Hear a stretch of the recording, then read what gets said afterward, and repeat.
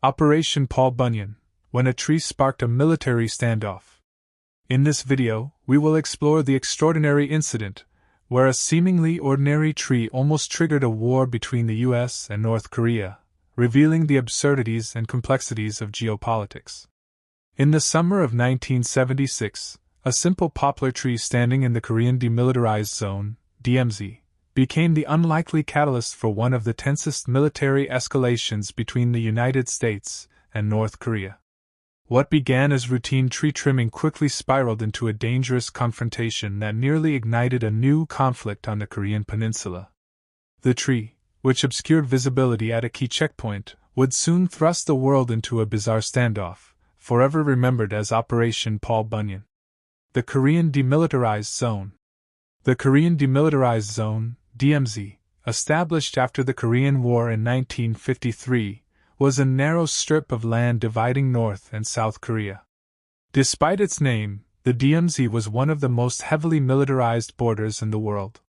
During the Cold War, it symbolized the bitter rivalry between Communist North Korea, backed by the Soviet Union and China, and the US-allied South Korea. The fragile peace was constantly tested by military posturing, skirmishes, and espionage, with soldiers from both sides stationed just meters apart, ever ready for conflict. In this tense atmosphere, even the smallest incident could risk escalating into war. The incident, a routine task, turns deadly. On August 18, 1976, a seemingly ordinary task took a fatal turn in the DMZ.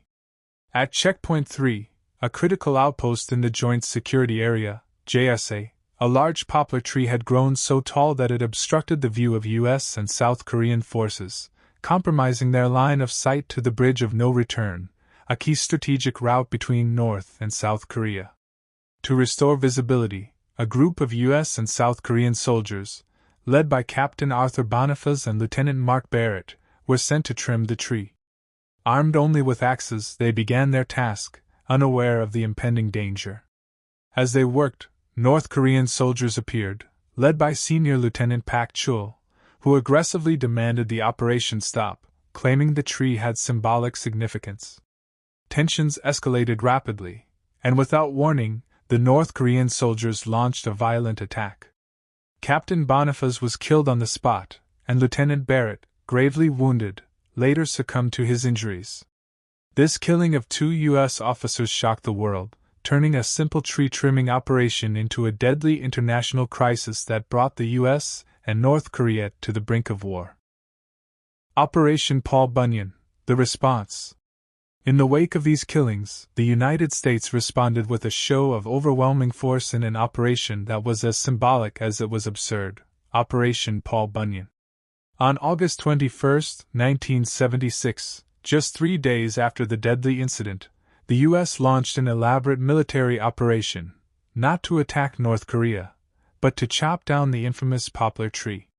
Backed by a staggering display of might, hundreds of soldiers, supported by tanks, fighter jets, attack helicopters, and B-52 bombers, returned to the site.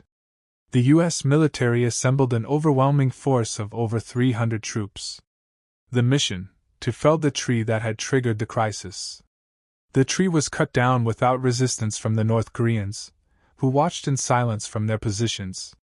Operation Paul Bunyan was designed to send a powerful message, one of strength and deterrence, while avoiding direct conflict. The sheer scale of the operation, involving such vast military resources to remove a single tree, highlighted the bizarre nature of the standoff and how close both nations had come to war over something so trivial. The tree was gone, but the event left a lasting mark on the fragile peace between North and South Korea. Symbolism of the tree, a Cold War gesture. The cutting of the poplar tree during the operation became much more than a simple act of revenge. It was a calculated Cold War gesture, dripping with symbolism. By deploying the force to remove a single tree, the U.S. sent a clear message to North Korea: any act of aggression would be met with a powerful response. The operation was not about the tree itself, but about demonstrating military might and asserting dominance without escalating into war. What was once a mundane tree became a symbol of Cold War brinkmanship, showing how even the smallest disputes could ignite major tensions. Its removal highlighted the precarious balance between peace and conflict, where even nature could play a role in power struggles between two nations. Aftermath: the lesson from a tree. The poplar tree that nearly sparked the war was removed without further violence, and Operation Paul Bunyan ended with no additional casualties. The incident revealed just how fragile peace in the Korean DMZ was.